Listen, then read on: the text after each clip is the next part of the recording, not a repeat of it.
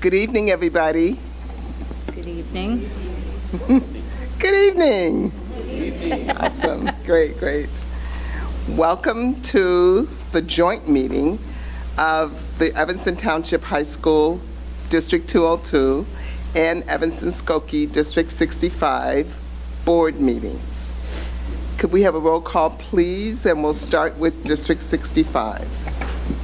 Sue. Present. Lindsay Ryan. Here. Wilkins. Here. Gelfern. Here. Kim. Here. Hernandez. Here. Thank you. Could we have a District 202 roll call, please? Nancy.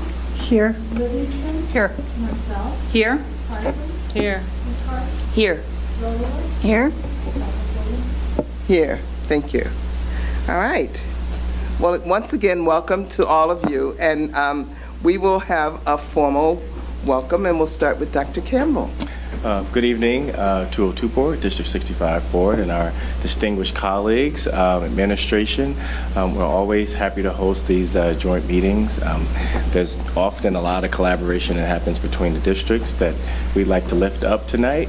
Dr. Turner and I have a lot of on the line and below the line conversations about what's happening around the lines, conversations, and we're always intentional about how we go about our interaction and our partnership, and we're serving the same families here in Evanston, and welcome to 202. Awesome. District 65 is really excited to be here tonight for our first joint meeting of this year. I do want to just celebrate. So we received some awesome news on Friday. King Arts is officially recognized as a magnet school with Magnet Schools of America, and so it is like the official deal. And so I just want to celebrate that school team, celebrate that school leadership team.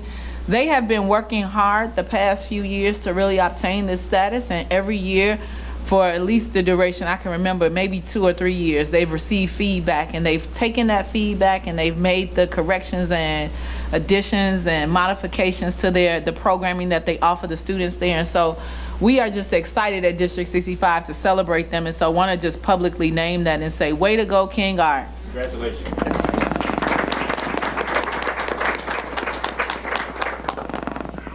Thank you. It's always exciting to start the meeting with some really good news.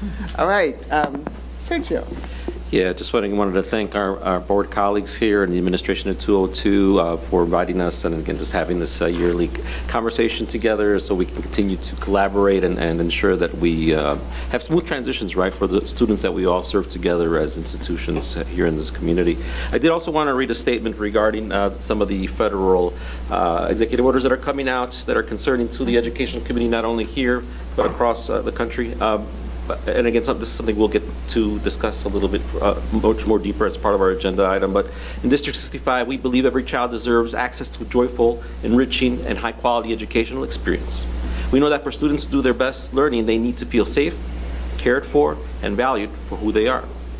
We are proud to support a team of staff who go the extra mile every day in their dedication to fostering a supportive environment for their students and each other, and to be a part of a community who cares deeply about having schools that work for all students.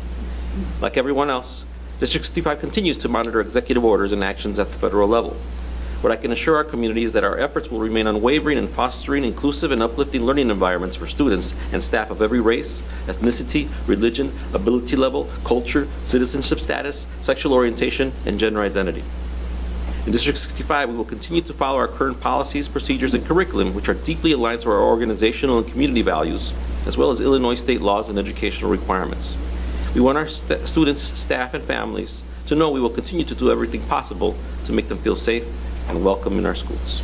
And that's my statement. Thank you. All right. Anybody else have any other comments before we officially dive into the agenda? If not, the first item on the agenda is comments from the public, and Dr. Bavis is going over to grab the sheet.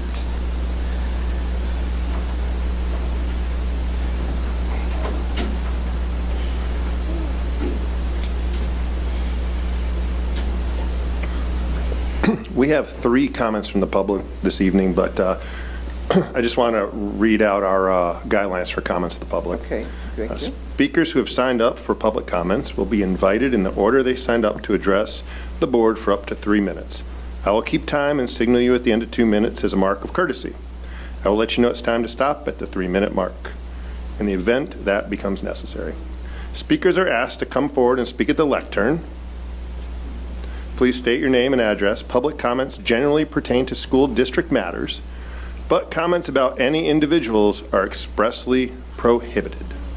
Please understand that the school board does not respond to public comments, but will listen carefully and will follow up as the boards deem appropriate. So we have an interesting situation this evening. We have 3 folks who have grouped their public comments. So that's Robert Jones, Pamela Staples, and Stephen Vick. And if y'all could come up to the podium, we'll get started.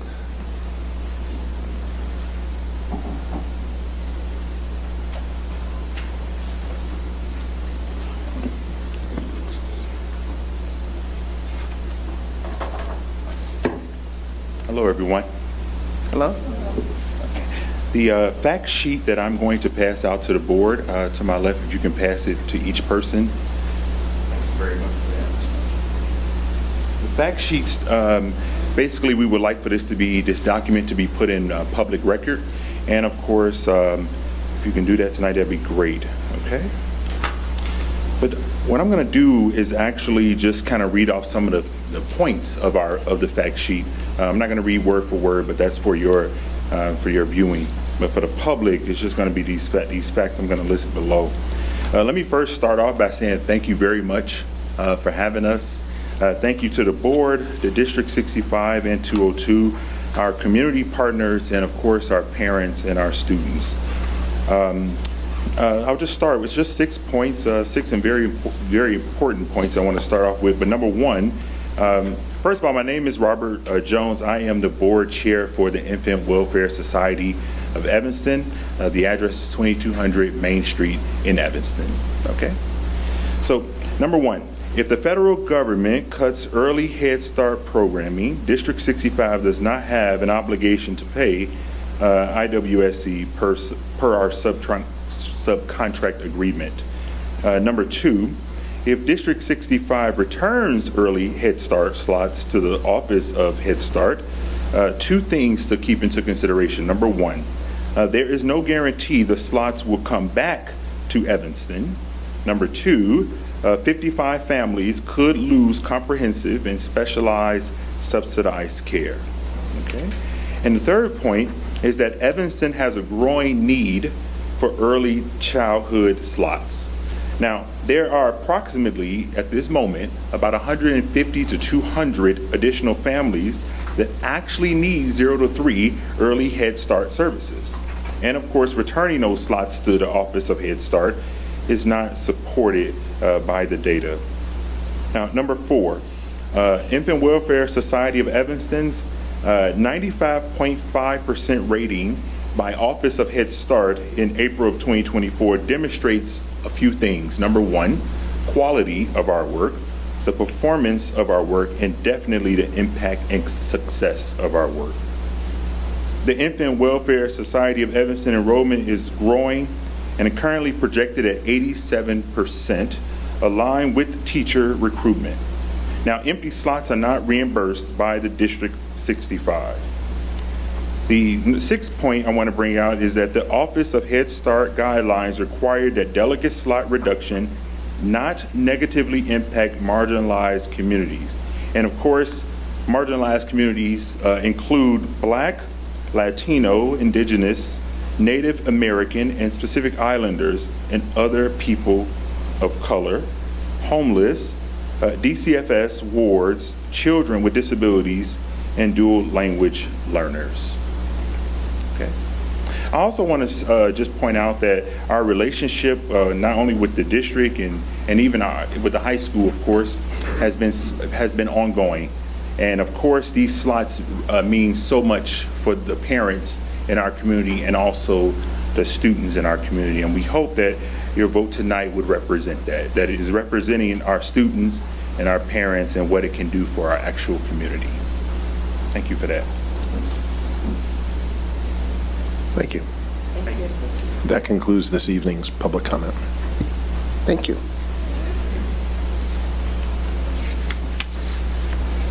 All right. So the next item on the agenda is our discussion around the federal executive orders. And Dr. Campbell, I think we're going to start with you. Sure. Thank you, Madam President. So I think, as we consider what's happening at the federal level, it makes me think about how we pride ourselves in Evanston and our community on being so inclusive. And these orders, particularly the orders targeting gender initiatives, gender inclusion initiatives, diversity and equity, are a front to our values. And for ETHS, complying with the orders would require us to be a school that we really try not to be. There was a point in our history where our black students could not swim in the pool, and folks like Hickey Power were fighting for black courses here at ETHS. And I think we've worked for more than half a century at this institution to be more inclusive. And we still have a lot more work to do, right? As we look at our data and we look at our spouse values. And so these orders propose a very particular challenge for us as a district to navigate. I will also say that there are more questions than answers. I'm sure both boards are aware of that, and our administrations are aware of that. And I don't think that we really know what the consequences will be. And here at ETHS, we are doing the best that we can to evaluate the situation and to be ready to respond, and we continue to assess the developments. In terms of litigation, there's a potential for an increase in OCR complaints for those who oppose DEI initiatives or gender inclusive policies. And so what remains unanswered is how the state of Illinois will respond to these federal directives as well. And so we are once again trying to figure that out too. We're prepared to stand by our work here in 202 and the merits of what we've been trying to do, and we're committed to that. And we're not only committed to that because of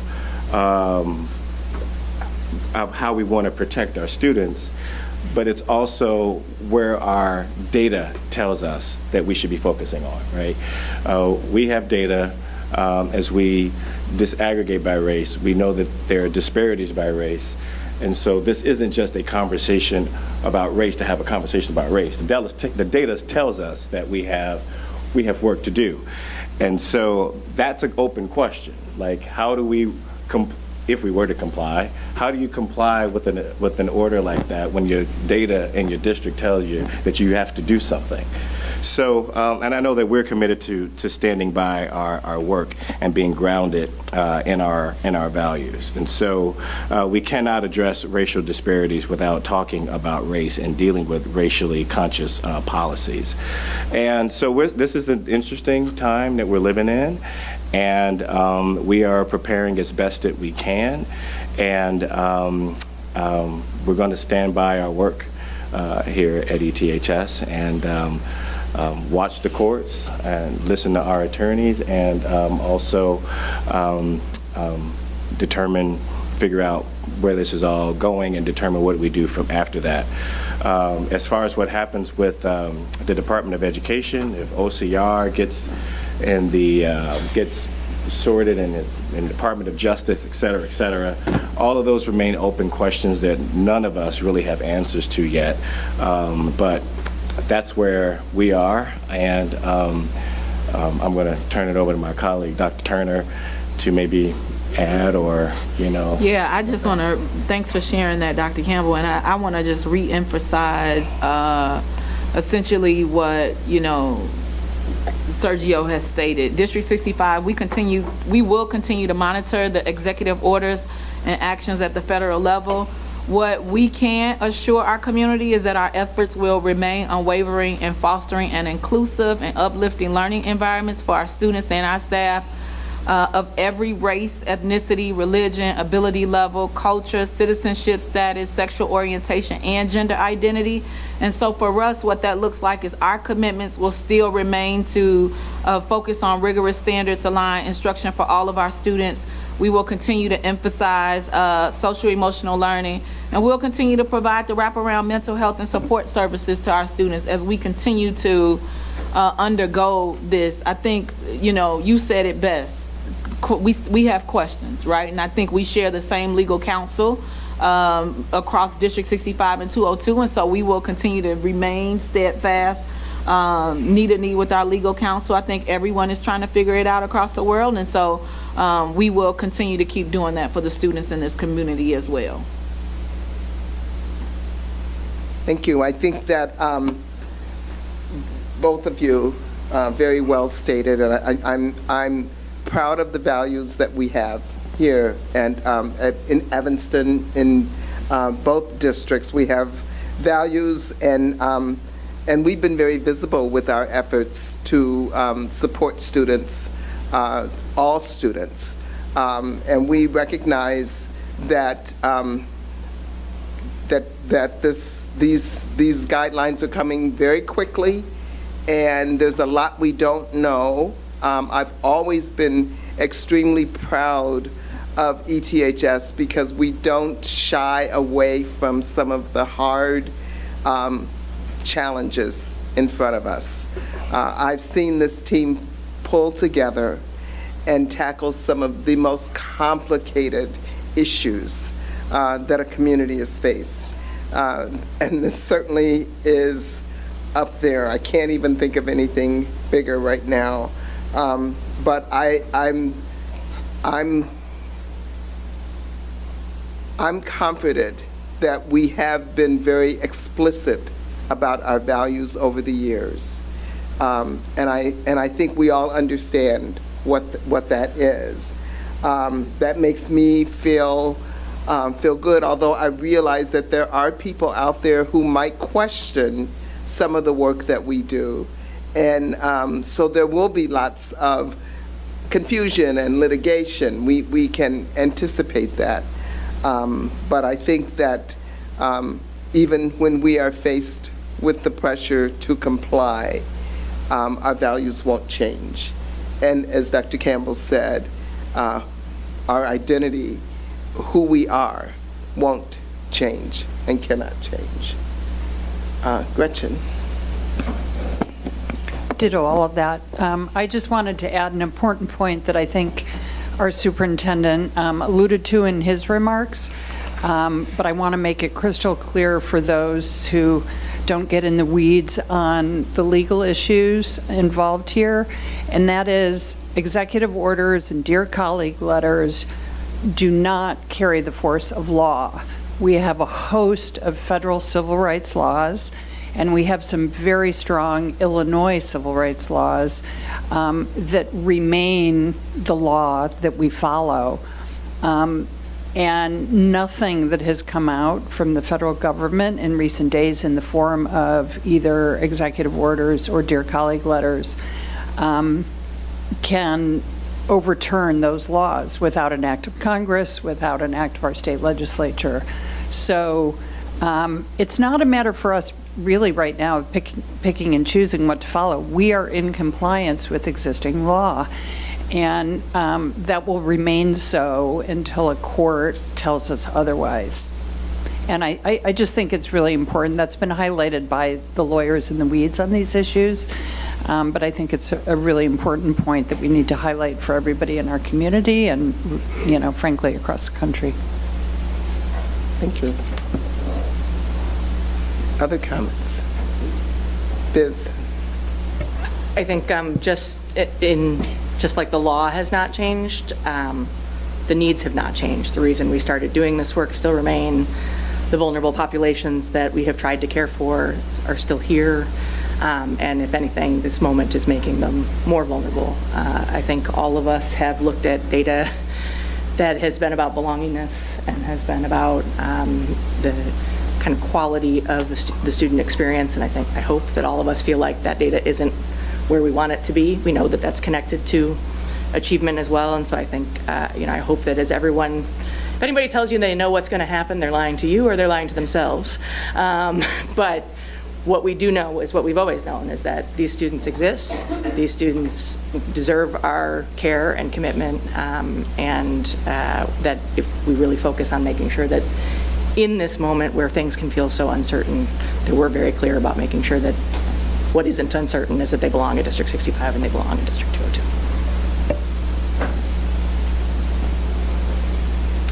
Mira, your light's on. Yes, I feel compelled to acknowledge, of course, the piece, Gretchen, that you're offering, because it's really important for us to understand the law. And I also think about just the reality of hearing a government try to wipe out our humanity and what that must, how that must be addressed. And so this conversation, while it's measured and we only can go so far, and I wish we could engage at a deeper level. I am very proud to be a part of this community, and I thank all of you. And I also, and Rachel, this is for you, I feel a deep sadness that you're witnessing a government that would call us people from a swamp, or I won't even go into the details of what has been in there, but the level, like I said, of wiping out our humanity. And so we are elected officials that have to stand up in this moment, because we are giving you a country that is beyond a mess. And so I just hope that our unity here will be able to, when things, as you say, Biz, we couldn't even make up what's happening right now. When it continues, that we are strong and that we will fight back. So thank you.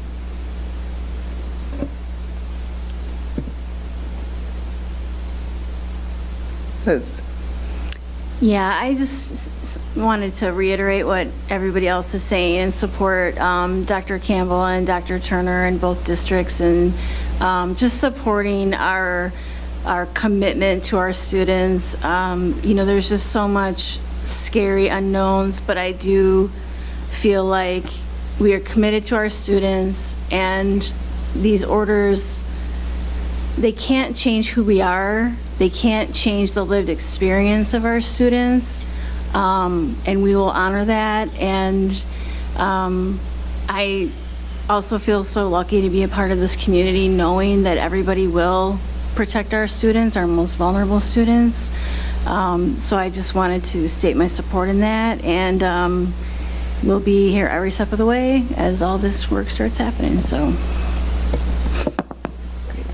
Thank you. Just wanted to again ditto to whatever everything that's been said already. We have a saying in the Latino community: "La lucha sigue." The struggle continues, right? And I think the struggle has been there before. It's here now, and it'll continue to be ongoing. And that's the struggle for humanity, the struggle to exist, the struggle to be loved, the struggle to have access to a good life. And we can call it civil rights, we can call it human rights, we can call it DEI. But the struggle has always been there. It'll always be here. And again, like everybody else has mentioned here, I'm very proud to stand with all of you as colleagues who really, really care about your community. That's I think what brings me hope, right? And I think that's all we have, to kind of work off is hope. But again, if we're organized, if we continue to stand for what our community values are, and unite together and work together as institutions to protect what we believe in as a community, and protect humanity, the humanity of our children and future generations, I think we're going to continue to go far, and we'll overcome this moment. So again, I just agreeing with what everybody's saying here, but again, just wanted to express my gratitude and pride, and for all of you and for the community who lets us serve. and reflect the values that you have. And then we're going to try to continue to support despite this onslaught against our humanity. Thank you. Thank you. Thank you, board. Thank you all. Oh, I'm sorry. Leah. okay. Thank you. So many people. I just wanted to say that while, we have no choice in this community and in our school districts, but to stand by our work, and that's what everyone's been saying. But I think it's a time to not shy away from really talking about what that work is, because I think a lot of the problem is there's such misinformation about what DEI is, or about the LGBTQ plus community.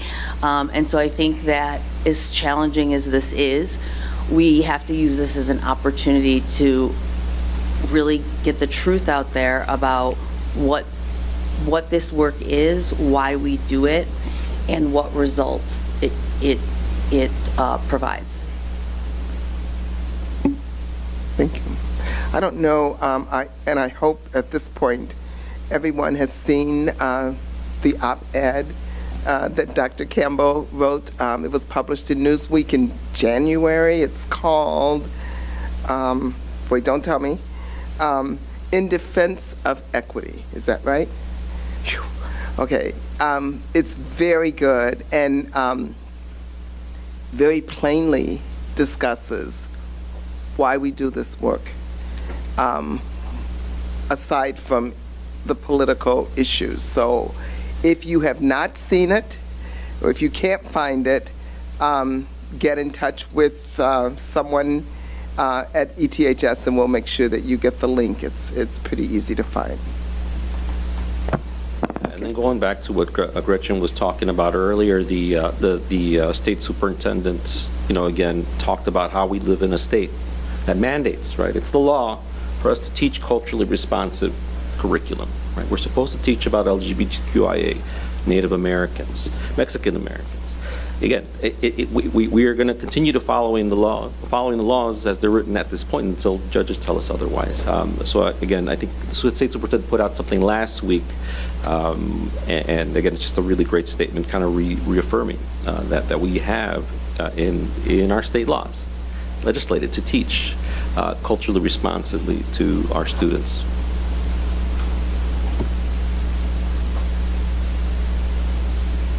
Okay, I'm going to move us along to the next item on the agenda, which is the dual language, multi-language supports. And I don't know who's leading it. Here we go. We have representatives from both districts who will Yes. introduce themselves at the microphone.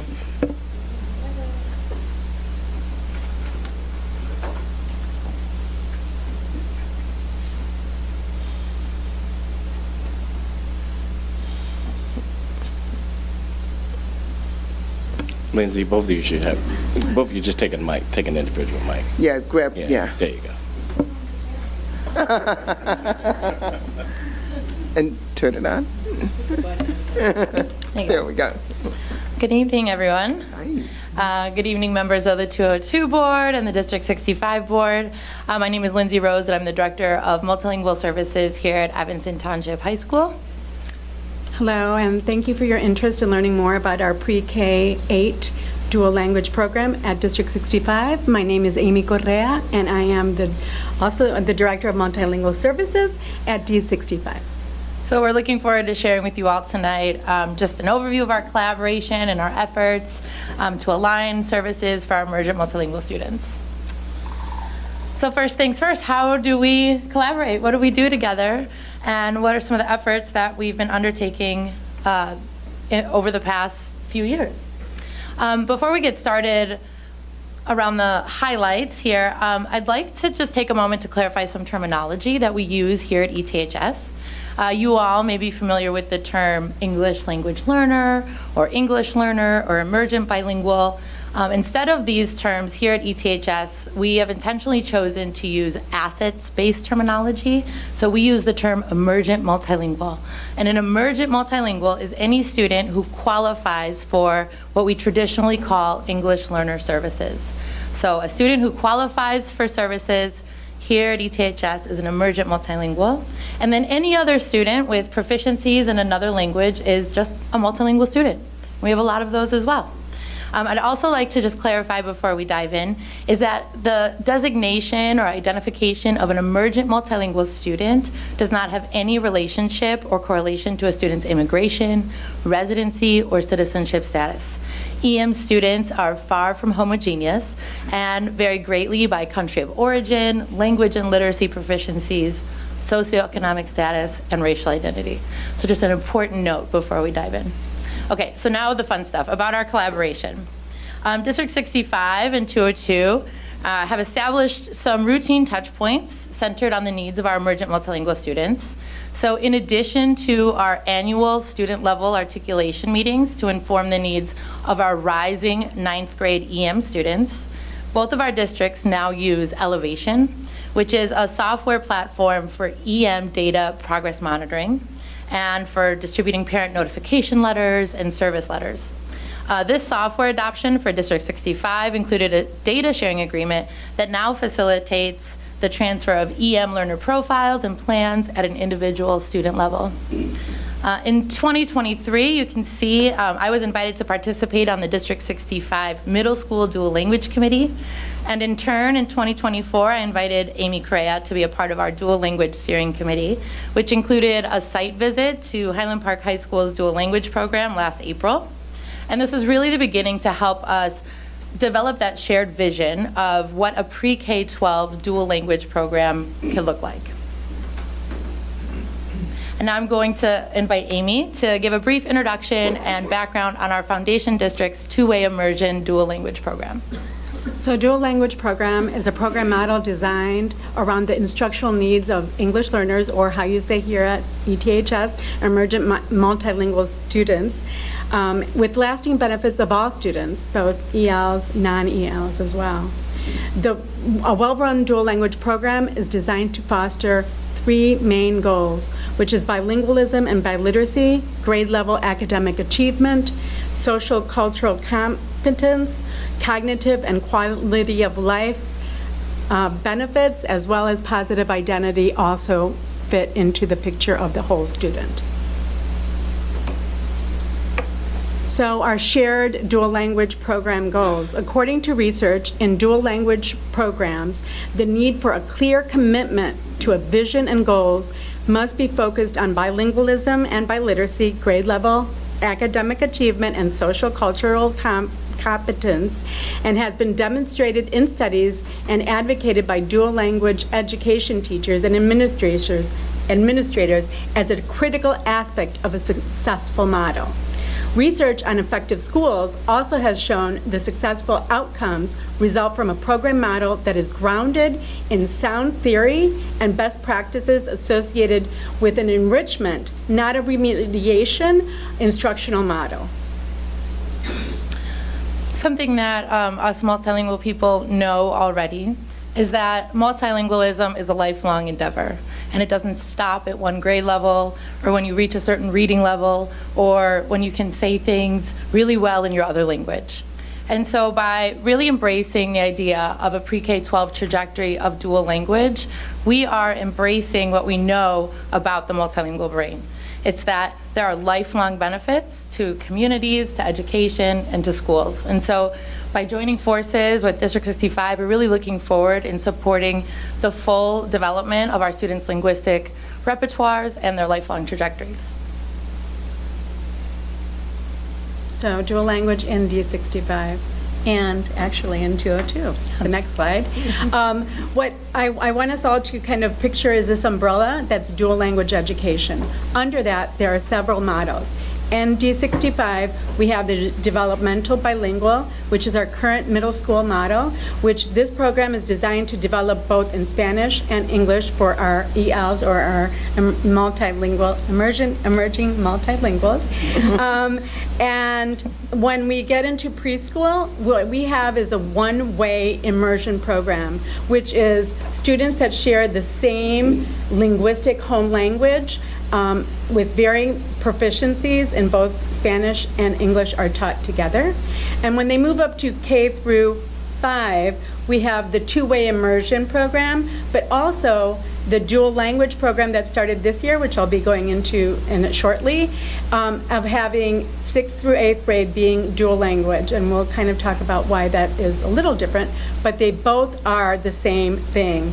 They are students designed for both native Spanish ELs or emergent multilingual students. And also, they are for our native English speakers as well. And students learn together in the same classroom.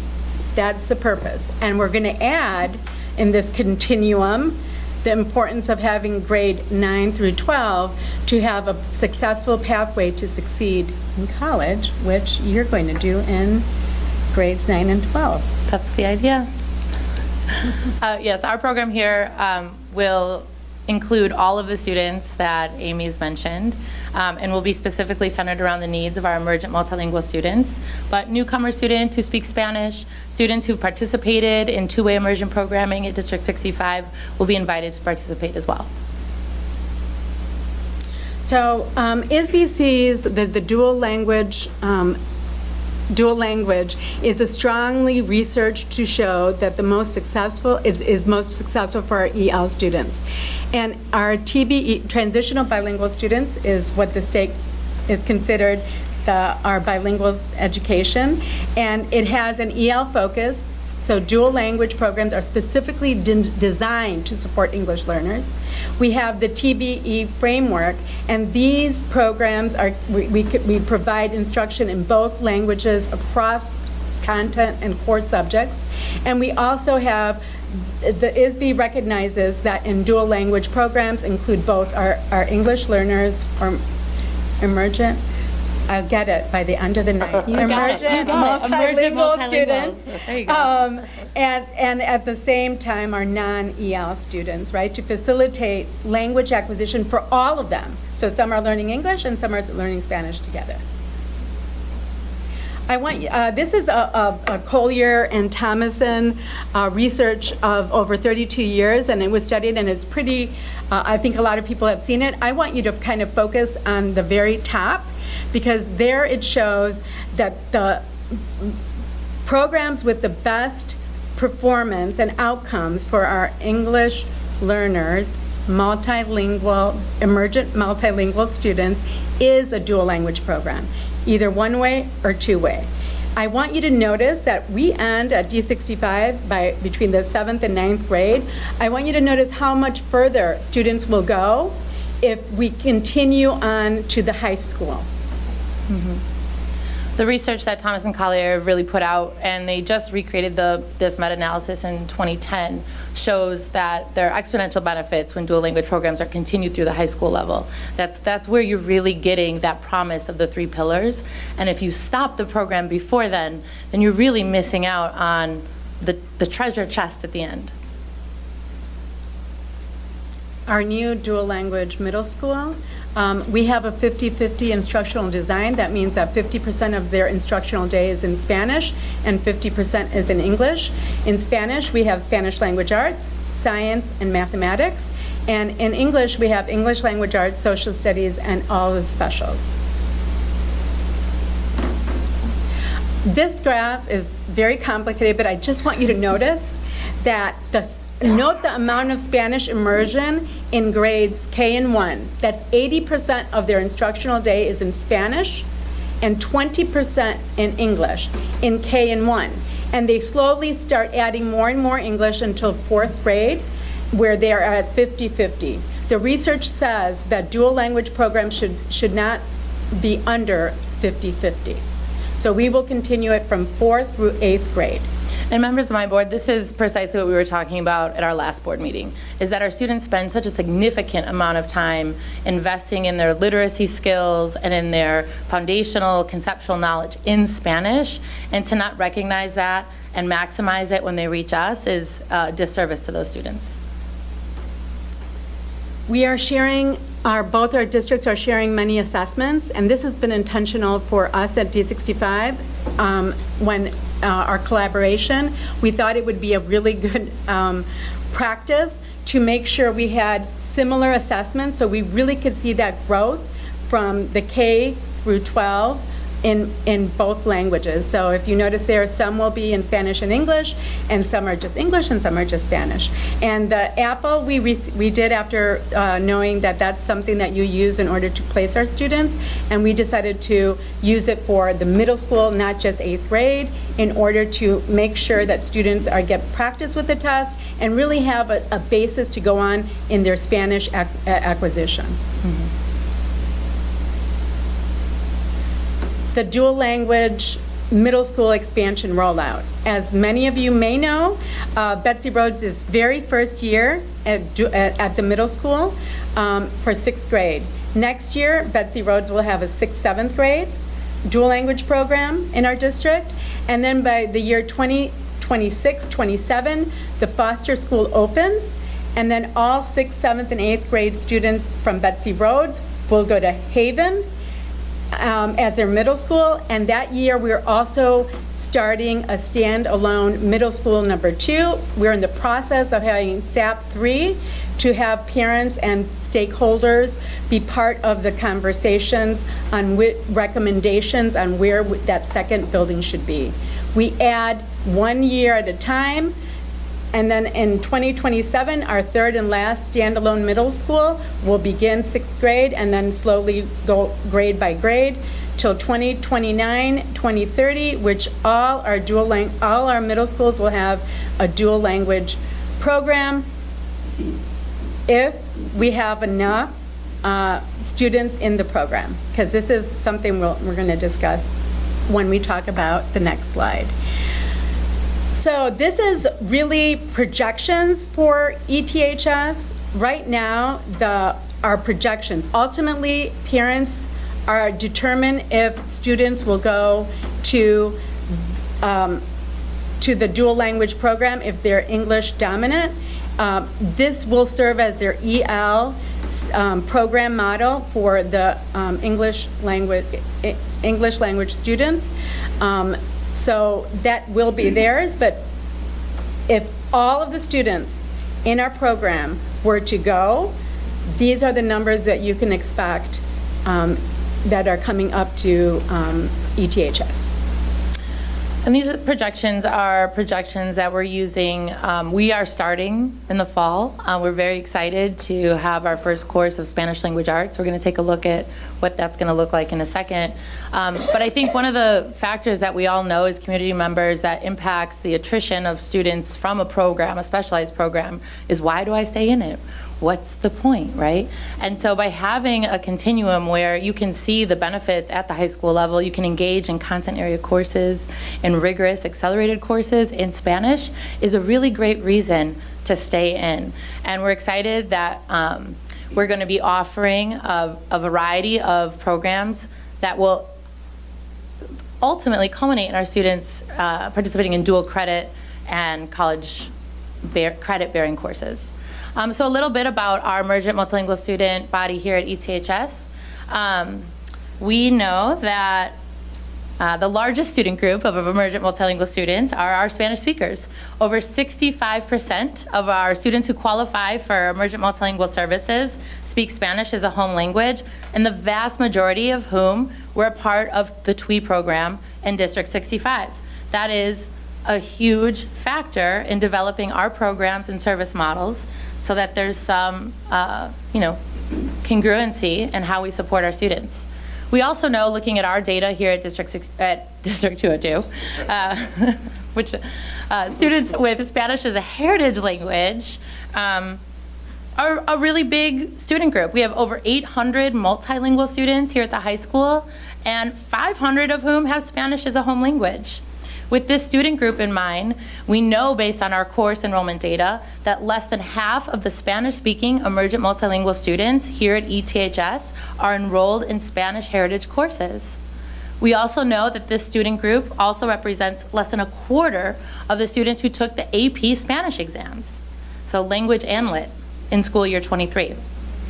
So what we have is an enormous opportunity to strengthen the connection between dual language programming K-5, 6-8, 9-12, to create this seamless transition, and an opportunity for historically, linguistically marginalized students and their families to participate in accelerated pathways and language studies. In preparing to launch dual language programming here at ETHS, we're joining the efforts in the commitment to the 3 pillars of dual language education. When prospective families in District 65 have their kids getting ready for kindergarten information night and they're considering applying to the dual language program, the 3 pillars are touted as the goalposts for dual language programming. But we know that commitment takes more than 5 years. It takes more than 7 years, and in some cases, it takes 12 years, right? And really developing the full linguistic repertoire of our students. We are committing to that effort of creating an ecology of multilingualism. We recognize that multilingualism is an advantage and an asset, and we're ready to support our students in achieving not only the seal of biliteracy, which saves students and families significant amounts of money in post-high school studies, but also in exploring the idea of the seal of dual language, which some neighboring high schools have already been able to achieve for their dual language graduating students. This here is a sample of a dual language program model at the high school level. We showed this to our board at our last board meeting, and it's an exciting look into what dual language can be. In the fall, we are preparing to launch our first year of Spanish language arts courses for our incoming 9th grade dual language students from District 65. We're also inviting any student who has Spanish as a home language and can demonstrate Spanish proficiency and newcomer Spanish speakers into the program. And as we continue to look ahead and plan and implement, we're looking to expand across the content areas as well as the elective areas, because languages happen everywhere. It happens in a driver's ed class, it can happen in a biology class. And so really looking at our staffing and our ability to offer courses that we're already offering, but in Spanish. So the future is looking bright. We have a lot of projects and opportunities planned for our shared collaboration and our work. We are looking for ways to support our teachers across districts and programs, because dual language education is very specialized instruction, and so there are a lot of ways in which we can collaborate. And we're looking to create that vision for the pre-K-12 trajectory across both our districts, where all of our students are recognized for their amazing assets and linguistic resources. And yeah, we can't wait to get started. So any questions? Thank you. It's really also awesome to see the two of you working together, collaborating, and really talking about even using the same terms across the districts. Thank you. So really good. And I learn so much every time I hear you. Okay, questions? Sergio. Thank you. Thank you both for collaboration. And again, I know you have a history with us. So again, I just, it is, for me, this has been a lifelong dream to see, living in this community, to see how both districts can collaborate and again, really create these smooth transitions for a marginalized student population, right? I think, for me as an educator, that's I think where we lose a lot of our kids, right? In the transitions between all of these different transition points, right? From pre-K to to kindergarten, to kindergarten to just formal elementary school, from elementary to middle, and then middle to the high school, and on, right? the issue there, and I don't know if there's enough research on it, but I've seen it anecdotally when I was teaching it, is that, again, it's just these transitions where we lose some of our most vulnerable kids because they just don't have the resources, and again, the systems don't talk to one another, so and don't collaborate. So it's really exciting to see, again, just this intentional approach now to ensuring that our staff is going to be meeting with one another. There'll be visits to the middle school and vice versa. I think about our early childhood program a couple of years ago. We were having the kindergarten teachers chat with the pre-K teachers, and we had like an early childhood summit.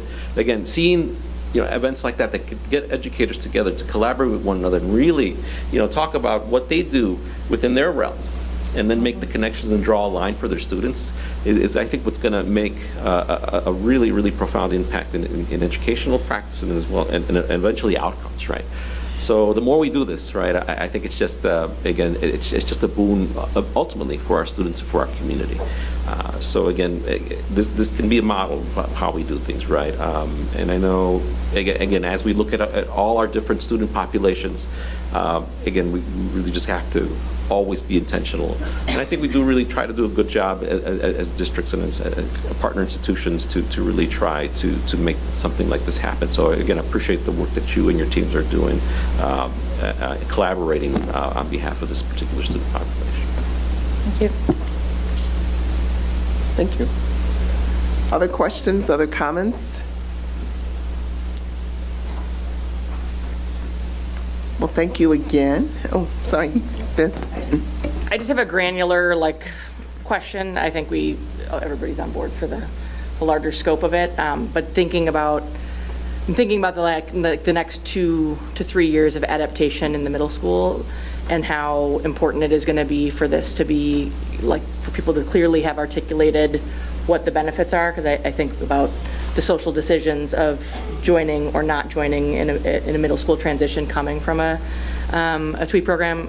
Full disclosure, all 3 of my kids did TWE, so the social pieces of a one-strand TWE going to middle school, kind of all those things. So as we think about really trying to make sure that this is as attractive as possible and that as many people as possible are capitalizing on it in the next couple of years, I think having a clear vision of what it's going to look like at the high school is going to be really important. So for a 5th grader family trying to decide whether they're going to do this for all of middle school, being able to see, okay, this is what you would gain access to at the high school that you wouldn't gain access to if you went the more traditional pathway for languages. So I hope that as that this collaboration is great, and if you watch old board meetings, this is a question I've been asking a lot of okay, so how do we make sure that you all are prepared for the numbers that could take advantage of this, but also making sure that we're setting up the program as successfully as possible by making sure. So I'd like to see representatives of the high school at the sessions that we're having for 5th grade families talking about this isn't just a middle school decision, but this would open up these kind of doors so that people can see kind of what the long-term investment looks like. Because I think it's particularly for our more marginalized students, I think there's fear for families of am I making a choice that is going to limit them in any way? And so being able to illustrate here's all the things that get open to your student by making this choice, I think it's going to be really important. So as we think about the rollout, we're in an interesting position that our rollout is happening at Bessie Rhodes, which is a school that is being closed. So I think that there's some need to be really intentional about the rollout at other middle schools and making sure that people see the long-term benefit and vision, because I think this could be one of the more exciting things that any of us have been involved in terms of what the doors open for folks. But I think the implementation could derail us all, right? Yeah. So really thinking about what does that mean for us to partner in that transition is going to be really important. Yeah, absolutely. We want to be as supportive as possible so that your middle school rollout and expansion is as successful as possible. So any way that we can do that, we're absolutely on board. We want to see dual language thrive, and we want to be able to offer as many courses and cross-content courses, electives as possible, but that's going to be dependent on enrollment numbers. So anything that we can do in solidarity for those efforts, we're absolutely on board. Okay, our student rep is here, Rachel. Rachel has a comment as well. Yeah. Hi, everyone. Sorry I was a little late. well, this is actually related to something you just said, but I was a student in TWE from I went to, what's it called? I did District 65 pre-K, and so I did Spanish from pre-K to now, and I'm a heritage speaker from home.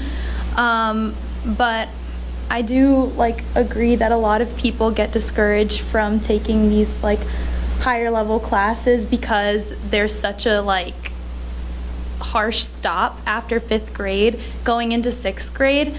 But what you were saying about having these additional courses being taught in Spanish, when you showed the the schedules or the classes that could be done in Spanish, a big a harsh difference that I had and transition I had to make from 5th grade and all of elementary school where I had math taught to me in Spanish.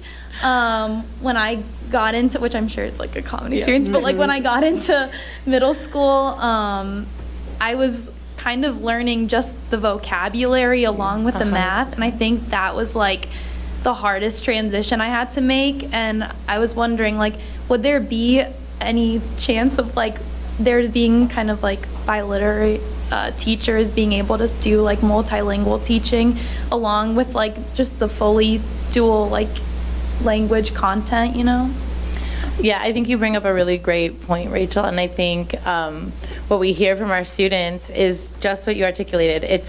It's a night and day switch, right? I've spent all this time learning all this content, all the science or math, whatever it may be, in a language, and then it just switches to another language. And we know that that's not how the multilingual brain works, that we're always using all of our languages simultaneously. And so something that we're going to be engaging with, and we've already done lightly here at the high school, is terminology that I'm sure you're familiar with. It's translinguistic teaching, right? I'm a bilingual person and you're a bilingual person, so we can actually engage in a lot of instruction across our languages, right? It doesn't have to be strictly separated.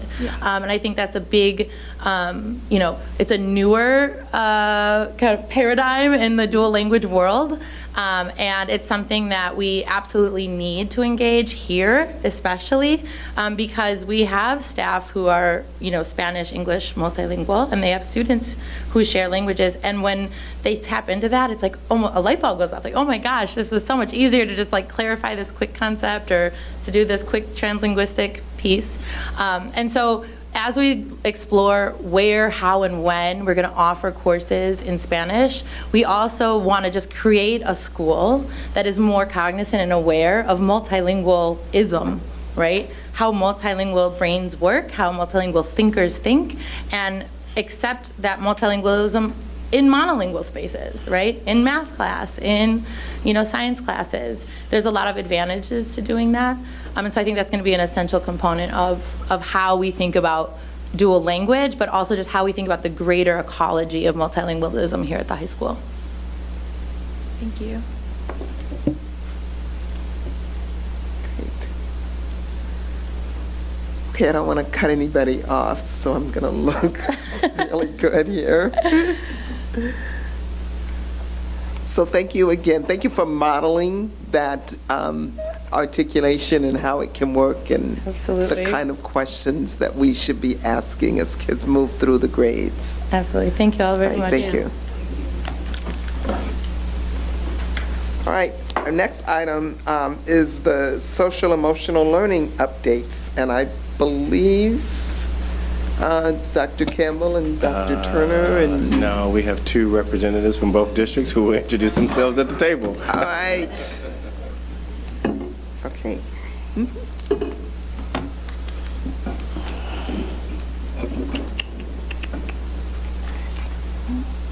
Pull a little more.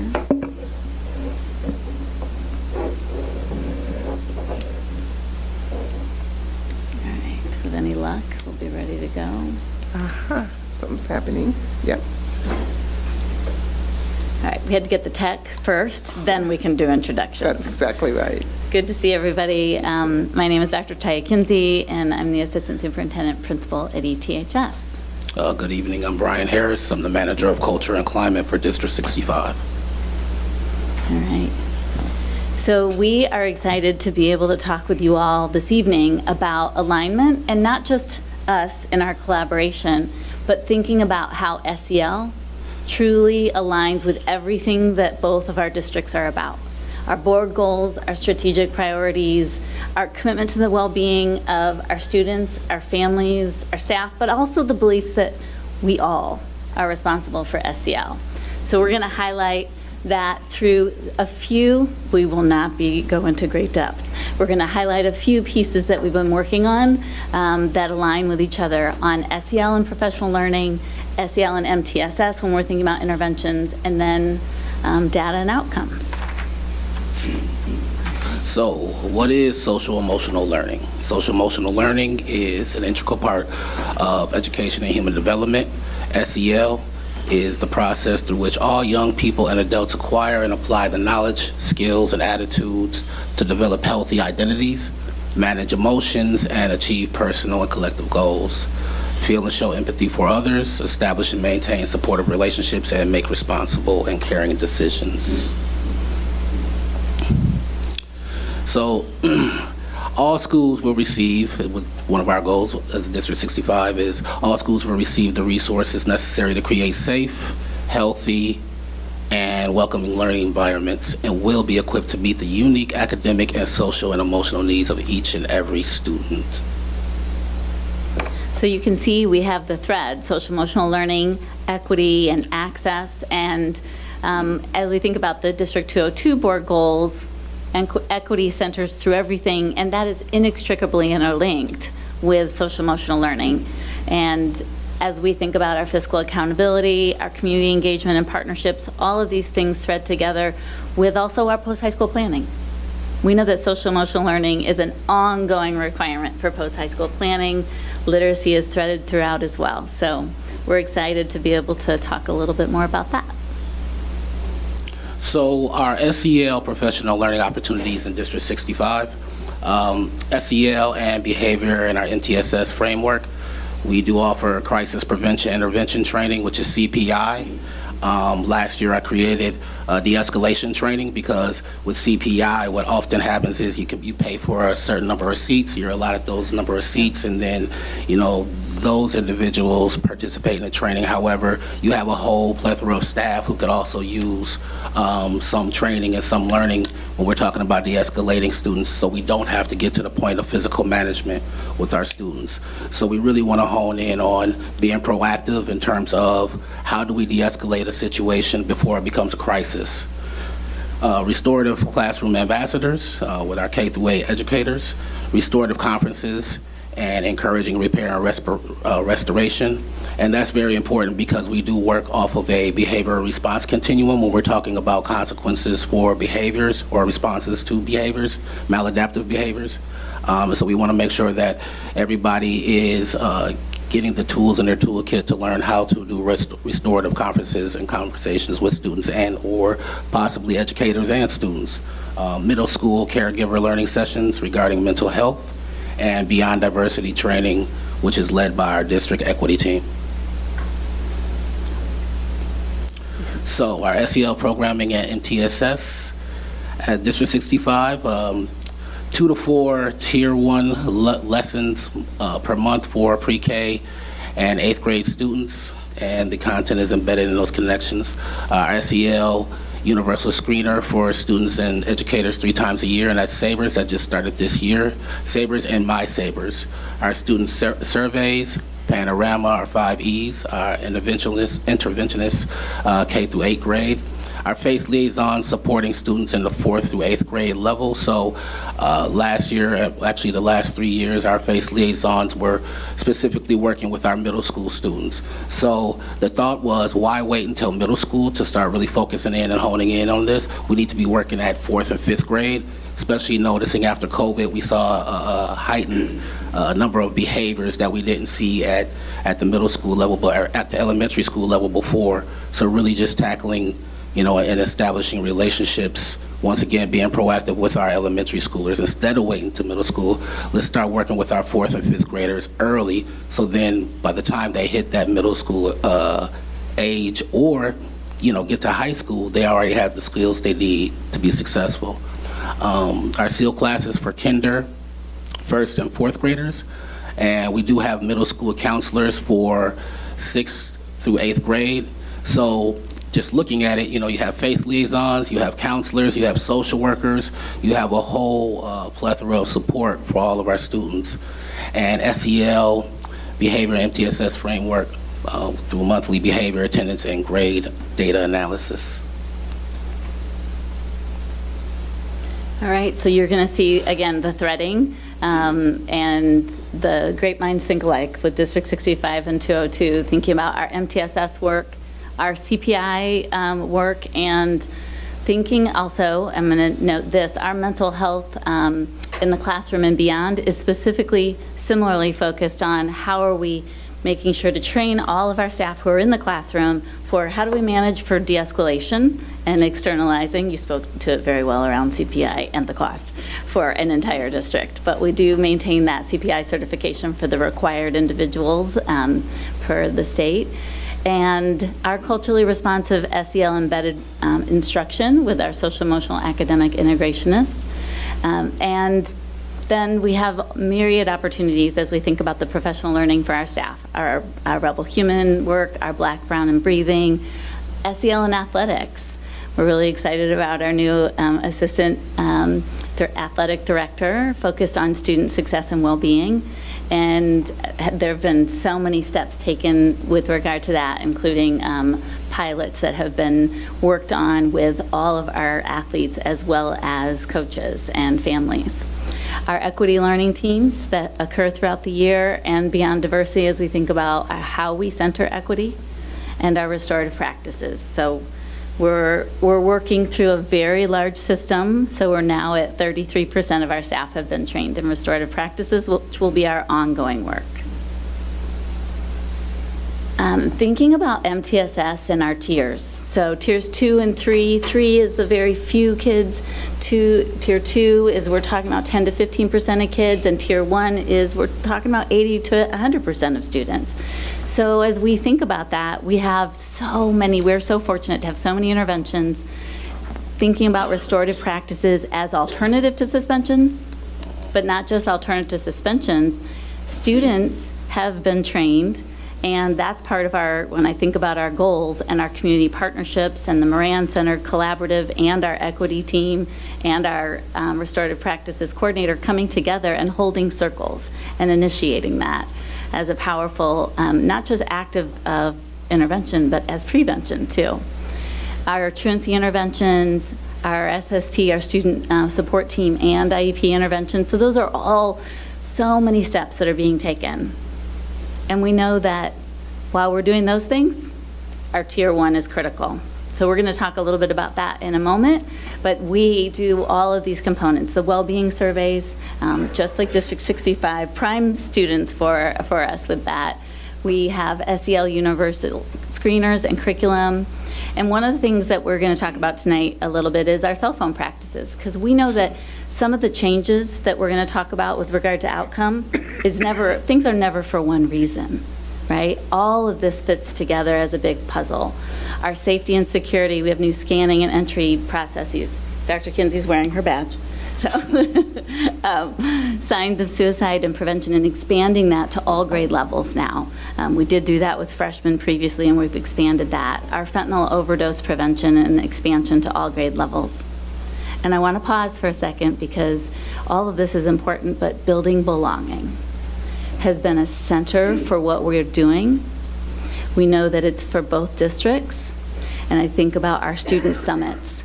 I think about the ways that our students are driving forward the Know Your Rights events that they are hosting here within the school and inviting community members in to speak to the club. Sometimes it's Students Without Borders, sometimes it's others. The Know Your Rights initiative and our evening events that we held have been tremendous, and all the ways that we're redefining building belonging and standing with our values. So I want to, again, applaud both of our districts for that. And last but certainly not least, we know that the act of instruction embeds all these components, and we're really proud of that and how that helps all of our students in terms of academic performance, in terms of all of our goals and strategic priorities. This is another moment for pause. Look at those beautiful faces. These are our District 65 and 202 students, because we know that that's why we're here. We're going to stay centered on our students. You may recognize one who is at the board table right now.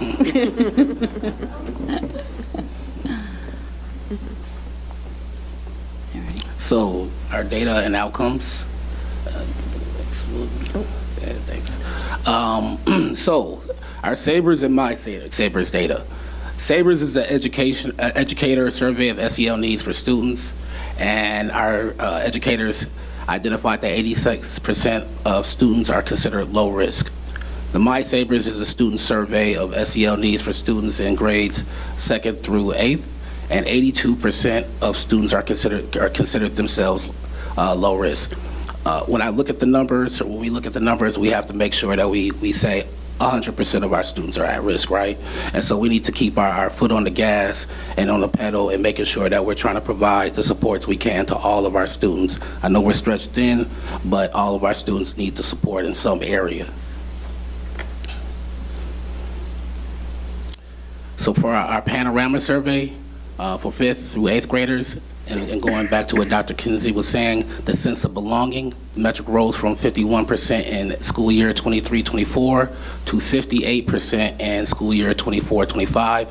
And our well-being and SEL positive responses reached an all-time high of 73% this fall. So, you know, I think because our staff, our district is being more intentional about, reaching our kids, communicating with our kids, establishing relationships with our students, and making sure that they're available to have conversations when things are coming up or when students are feeling big emotions. We're seeing the data go up and moving in a positive direction. And so over the past 3 years, the number of level 3s, 4s, and 5 behavior incidents decreased significantly from 1,201 in school year 22-23 to 623 this school year at this time. So students with IEP saw a substantial decline in total incidents from 1,604 in the school year 23-24 to 1,009 in school year 24-25, along with a drop in high severity incidents from 360 to 301. So I think that speaks volumes to the work that everybody is doing in our buildings, our administrators, our social workers, our counselors, our FACE liaisons, lunchroom supervisors, everybody, teachers, everybody's playing a role. And I think, students are buying into that. All right, following in line with thinking about the systems that we have in place and how those support social emotional learning and well-being.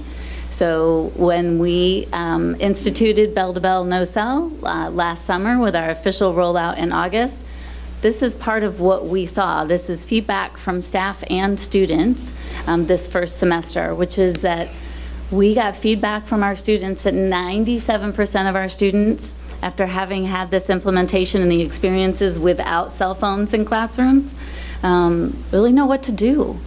And 91% of our teachers report that students are engaged in classwork and discussion, which is up from 53% in 2022. So we're really happy about the level of engagement. Yeah, I just saw that look. And then relationship development. Students are building relationships with their teachers. This is their report, 82%. And then with their classmates, really believing this is true at 86%. And 89% of our teachers report they are effectively building relationships with students. And these were the threads of the feedback that we received after this survey and the documentation. Classroom community and how critical it is that 91% of our students said they believe they contribute to a positive classroom community with the ETHS cell phone requirements. 82% of students spend time talking with classmates. 91% of teachers report engaging in back and forth, the dialogue that's so critical to have that engaging, lively environment. And looking at increases, from 71% in 2022 to 82% of teachers seeing that back and forth dialogue between students. So as we think about also all our systems feeding into how do we function as a school, had to give a quick shout out. That might be our board president, and one of those you can see if you can find her. As we were preparing for how are we going to get all of our students in the building, scanning in, right, as a brand new initiative to ensure safety and well-being. And so we spent a lot of time talking about stanchions, which you can see Pat Savage-Williams, Madam President, as we did that, and it's been a tremendous success. Similarly, when we think about all the reasons why we're going to look at this data, we know it's many reasons why we're seeing positive outcomes, from the classroom to the hallways to the specific interventions to the systems. So we're really happy to report that when we compare last year, first semester, to this year, first semester, we've had a 46% decrease in harassment and intimidation, 31% decrease in unauthorized presence, 9% decrease in fighting, and 12% decrease in overall unique incidents. And we know, again, that is thanks to everyone in the building, including our students and our families. So every year, we have always had a well-being survey, and we have developed further that focus to be about belonging. And so this was from last year's belonging survey that we administered to students with over almost a 70% reporting rate. So these are just a few of the voices of our students talking about the meaning of their teachers to them. This teacher tells me what I'm capable of, reassuring me what I am and reminding me that they are always here, no matter what. Another student said, every time they see me in the hallway, they ask how I'm doing. Another student said they treat me like a person, not just their student. Another student said the teacher I feel connected to always tries their best to connect with me as a person. And then another example is, she asked me how my day has been, how my weekend was. She also ensures that I understand and feel confident in doing the ClassWorks material. And Mr. Harris already spoke to this also, and there's been that continued threat, intentionality, and that relationship development. So similarly, we agreed that we wanted to take this moment also as we think about our relationships. One of the things that we want everyone in our districts to do, our students, our families, our board members, our staff members, is practice acknowledge, care, tell as an act of prevention. And that means if anyone shares, we want to acknowledge that if there's a concern about harm to self or others, we want to know that, we want to acknowledge it, we want to let them know we care, and we want someone to tell. And that applies to each and every one of us, specifically our students.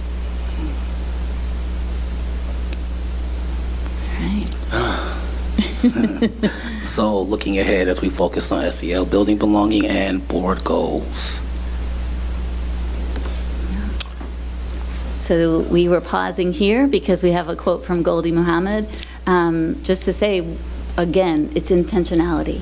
We should look at ourselves, question our intentions and actions before we think about how we're teaching children or engaging families and colleagues, and we have to keep that center at every moment.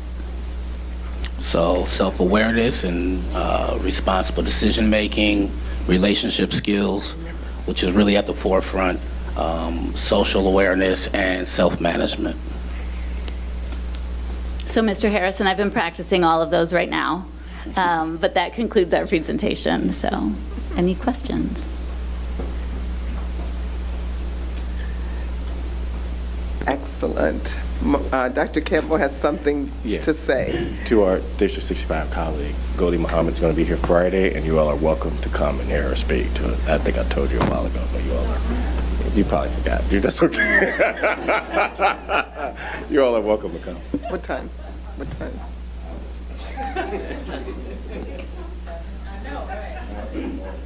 It's in the morning. It's like at 9 o'clock, I think now. Yeah, we can take it. Right. Okay. Okay, questions, Joey? It's not a question. I just want to thank you both for the presentation and really want to just double down on the D65 exclusionary discipline data. It's really been getting better over time, and like the first step in all of the systems being able to work is keeping kids in the buildings, caring for them, and I know it's been years in the making, so to see that continue is really positive. Thank you. Excellent. I really want to just, again, punctuate that, again, just the belonging piece, right? And I think having that adult, right, in these times that, particularly in the high school, and even thinking about middle school, right, but it's just that time in human development where things are just so awkward and there's so many things going on, your body's going through all these changes, and to have somebody that's not your parents, because you can't stand your parents at that point, you don't want to hear anything from them. Your friends mean everything, but having that other adult, right, for a lot of kids, and particularly for most marginalized kids, to having that one adult that you can trust that's not your parents or you can't stand is just life-changing. It's life-changing, and I'm sure folks can attest to that. You know, people will ask you, you know, you've been asked, oh, what's your favorite teacher? You know, that one teacher that you remember, right? It's just, the one I remember just changed my life. It changed my trajectory. This was in 8th grade. So again, I think I just really appreciate the emphasis on that belonging piece, and just ensuring that we continue to really focus on that in how we train our staff, all our staff, on how we interact with the students in our care, and I think it's just so critical. And then for the cell phone piece, again, I really appreciate seeing that data, and I would love for us to explore, again, here's talking about transitions again. I'd like to explore that in the middle school, right? I think, you know, in this age where, again, our teenagers are, and actually all of us, can get so stuck on social media and get taken over by the algorithms and curate our own realities, right? And just get stuck. And seeing others do things, but then us feeling inadequate.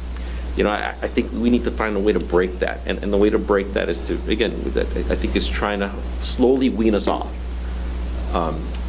the algorithms that have come to dominate modern life for all of us, not just the kids, but adults as well. So, you know, so that's something that I think as a district we should explore, at least in the middle school, so then that transition, and those numbers that are happening here in 202 actually are improved, and then it also improves for us, which again will pay dividends academically as well as social emotionally. So yeah, and speaking to your point in regards to the two adults in the building, so I was telling Dr. Kinsey as I walked into the building today, I'm like, 31 years ago I was expelled from this school, right? Because I didn't feel like I had that adult, that sense of belonging, and that adult to connect with.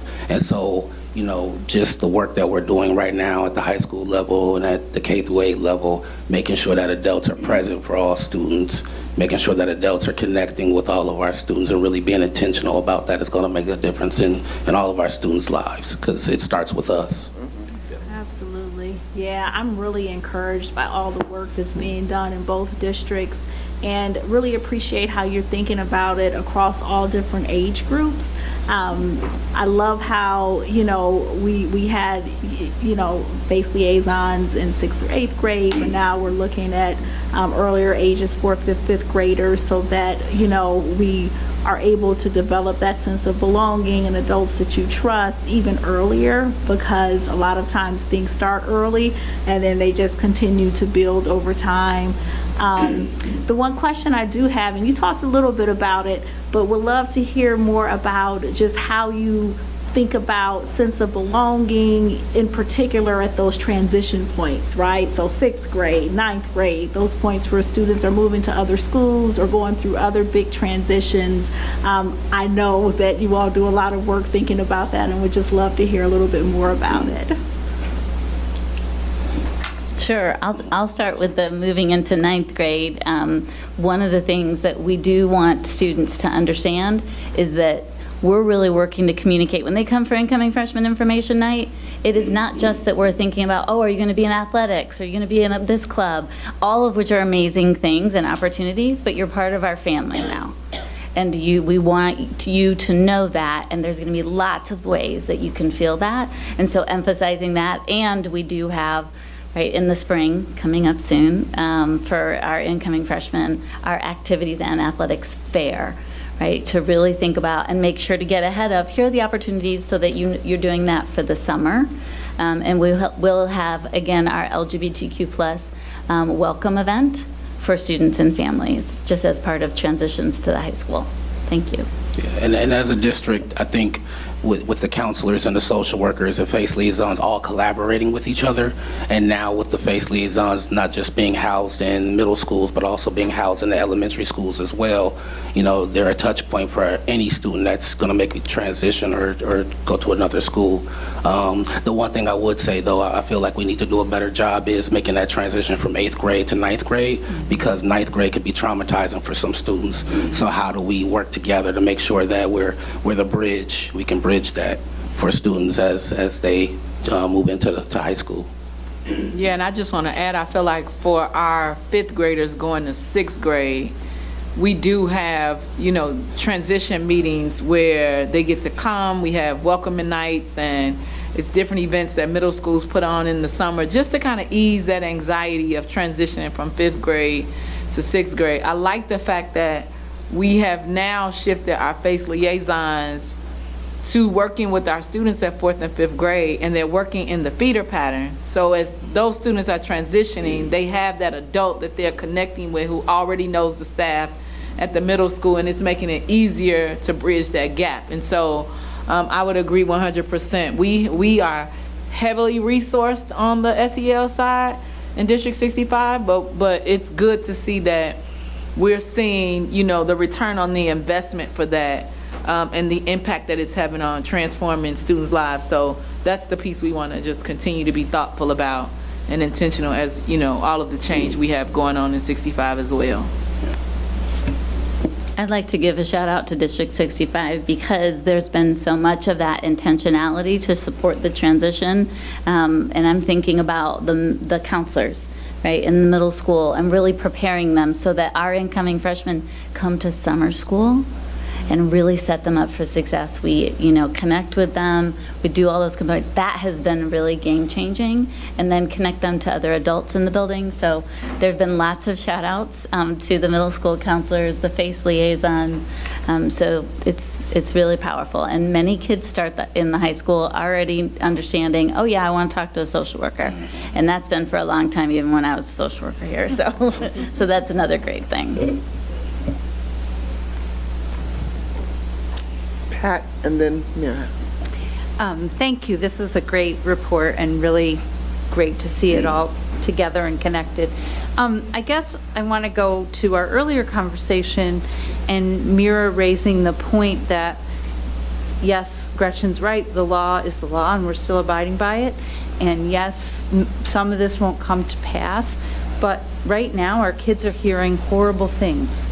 And I guess I wonder, I know we have a lot in place that will be right there for them if they need it yesterday or today, but I'm just wondering how that influences the work and you're thinking about all that you're doing and maybe new things you want to do, et cetera. So at the K through 8 level, we have to make sure that we are having sharing circles. And not pretending like certain things are not going on, because certain topics are coming up in the classrooms, on the playground, in the lunchroom. And so when they do, building leaders have reached out to me to say, hey, can we do a restorative? Can we do a sharing circle? And not waiting until things are spiraling out of control. So really making sure that we're getting ahead of it, being proactive. Sometimes we're reactive, but making sure that we're not delaying the process of having an open conversation.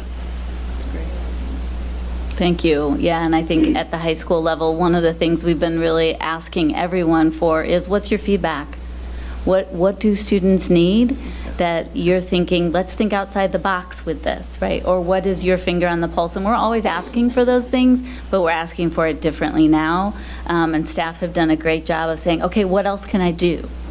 right? How can I be of service or of support and make sure students know this message of you do belong here, every single one of you. And so that's been great. I mean, just on Thursday, when we had an event, it was amazing because it was our Students Without Borders who took the initiative. They brought in an attorney who actually was originally from Afghanistan, and they coordinated all of this. They did the panel, they did everything, and it was during the day. So those are examples of where we're also trying to lift our students in their advocacy as well, and without putting Rachel too much on the front and center. You know, I think your work that you've already been doing with the equity team really highlights that too. Do you want to speak to that for a moment? That's basically my entire board report today. But yeah, I can talk about it now. But yeah, on Thursday, I think I mentioned this at our last board meeting, we had our solidarity space for the Latinx and Hispanic students.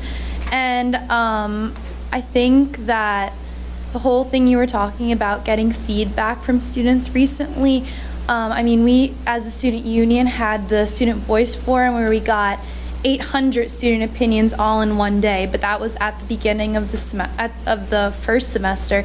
And so lots of things have changed since that, like in the political climate and just in general. So I think it just speaks to like ETHS's, like all of our restorative practice, like spaces and everything, that we continue asking our students like how they feel and their sense of belonging and how we can kind of improve that in any way possible. But yeah, I can talk about it more in my student report, more in details. I should also name that there were things that I was hearing that I didn't like. Students joking about ICE detentions and so forth. So I came over the PA and addressed the students and really said, we're not doing that, right? Now's the time that we wouldn't, at any time we wouldn't be doing that, and really setting some expectations about who we are and what we strive to be. And those conversations and sentiments will be ongoing.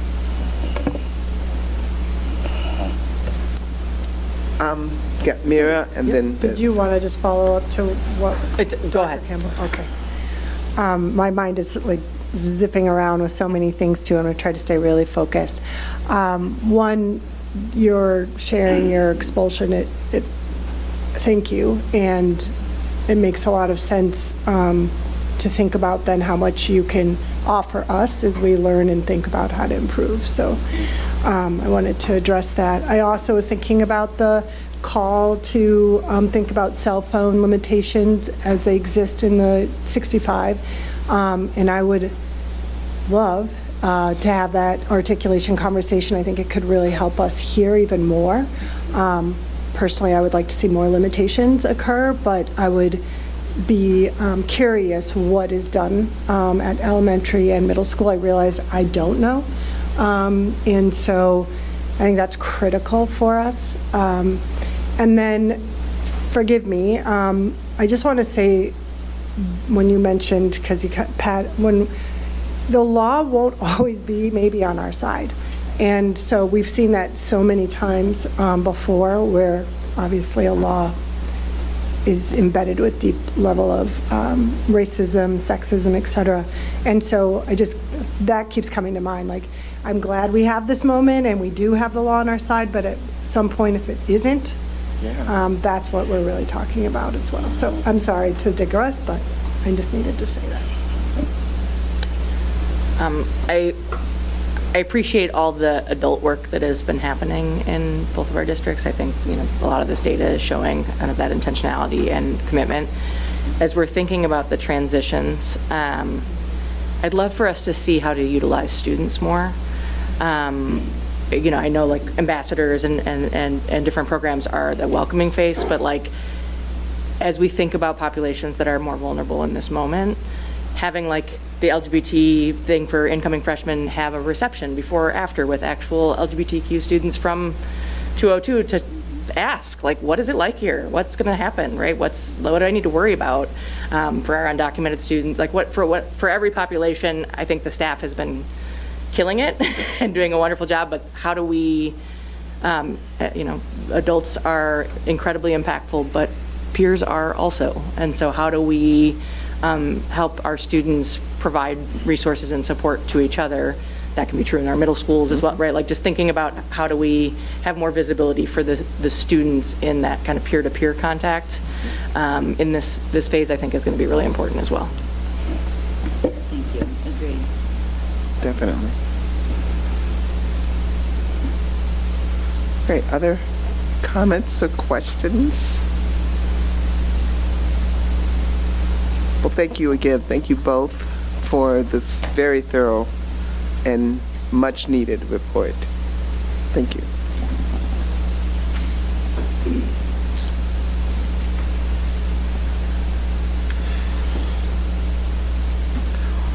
All right, so we are at action items for District 202. And so for this next section, what we've done is we've separated the action items for 202 and the action items for District 65.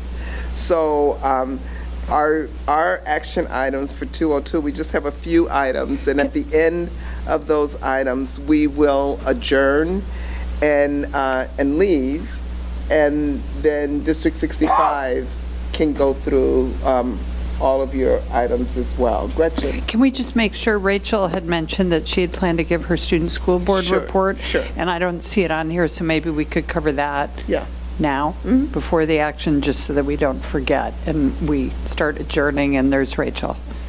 Yes. So I just want to make sure, because I was looking at her across the way. And Yes, that would be totally fine, if that's okay with you, Rachel.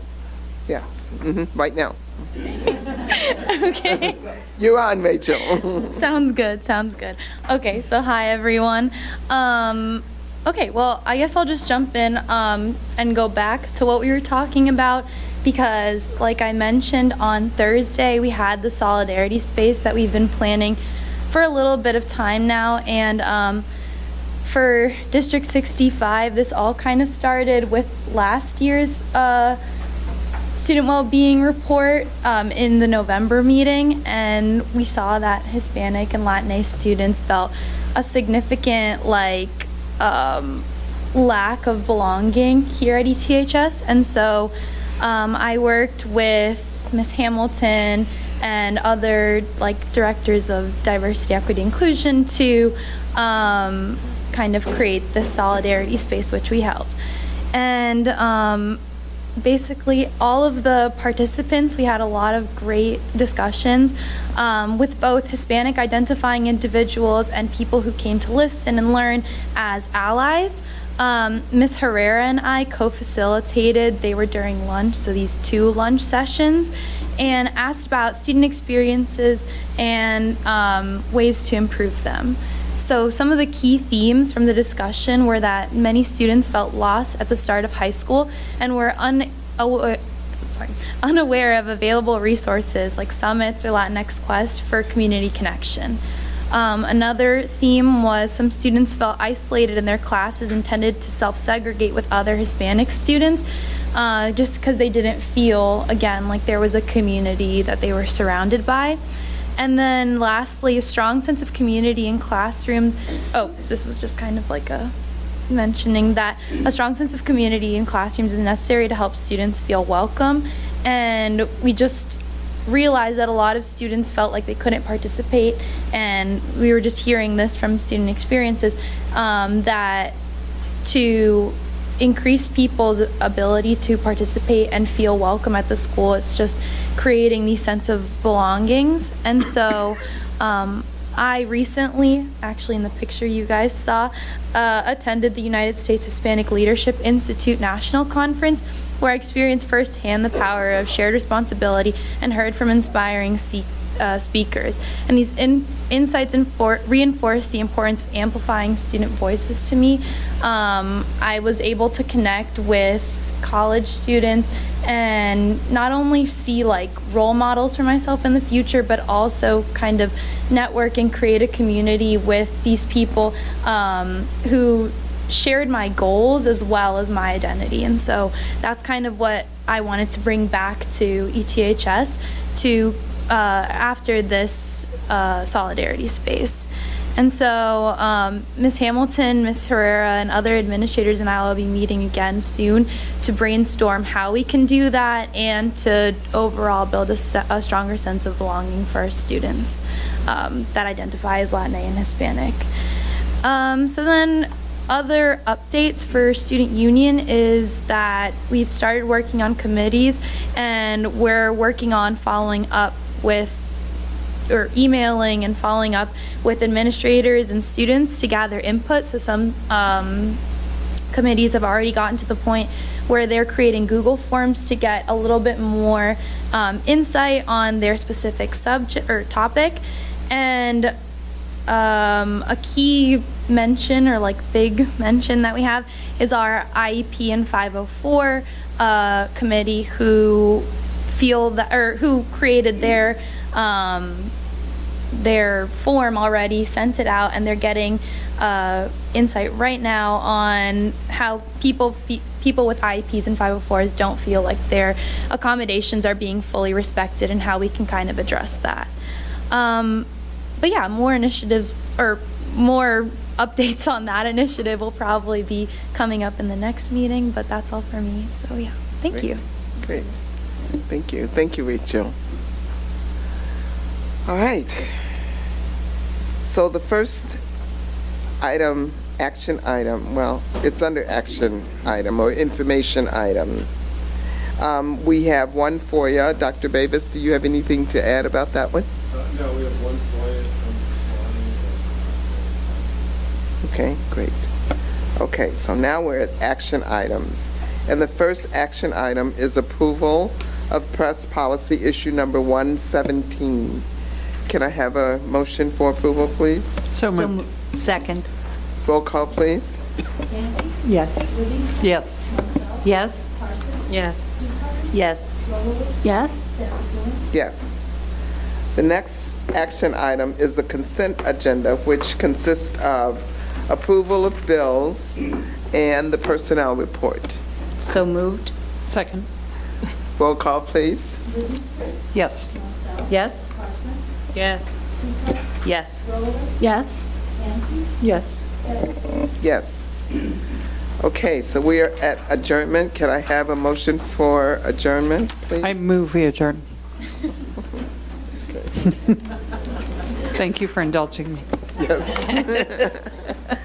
Yes. Yes. Without Gretchen, we'll never adjourn, actually. I'm a little worried about that. Okay, so 202 has adjourned, and we'll quietly leave. Thank you for sharing your space. Okay. Okay.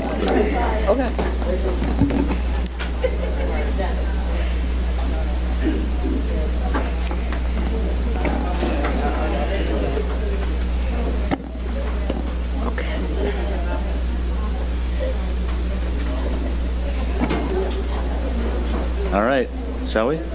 Let's do it. Sula's up.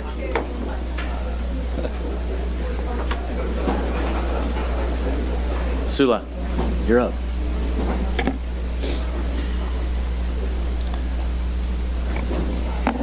I move that the Board of Education approve the items, accept the recommendations outlined in the attached group motion, and approve the personnel appointments, leaves, and separations, salary authorization, January 2025 Board of Education meeting minutes, February 2025 bills payable, and January 2025 financial updates. Can I move to amend to just itemize the salary authorizations as a separate vote? Okay. Do we need to vote on that or just move that? I would second that. Okay. Yes. I'm sorry? This is for the amended motion. Right. Right. Yes. Yes. Wilkins? Yes. Halpern? Yes. Kim? Yes. Hernandez? Yes. Okay, I move that the Board of Education approve and accept and approve the salary authorization recommendation. Second. Sue? No. Lindsey Ryan? Yes.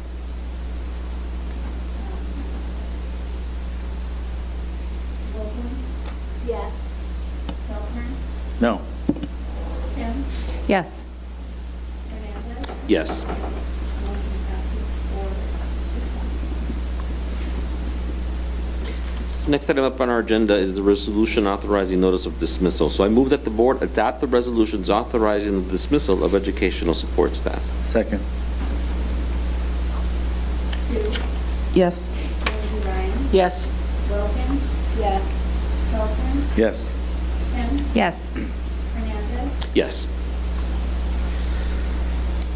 I move that the board approve the contract for BlazerWorks temporary staffing for the role of occupational therapist in the amount of $85,860. Sue? Oh, second. Second. Sue? No. Lindsey Ryan? Yes. Wilkins? Yes. Halpern? No. Kim? Yes. Hernandez? Yes. Motion passes 4-2. I move that the board approve the contract for student center services for SDRP Phase 3 consulting services in the amount of $81,000. Second. Sue? Yes. Lindsey Ryan? Yes. Wilkins? Yes. Halpern? Yes. Kim? Yes. Hernandez? Yes.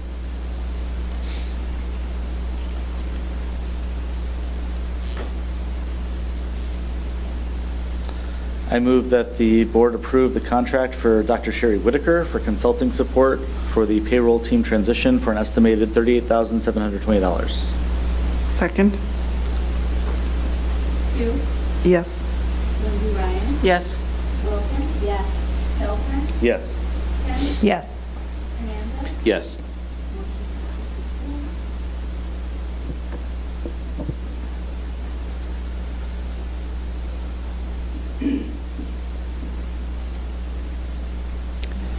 There was one more contract. Oh, sorry. Yeah, we got one more con. I move that the board approve the contract for Accurate Biometrics for staffing background checks in the amount of $85,000.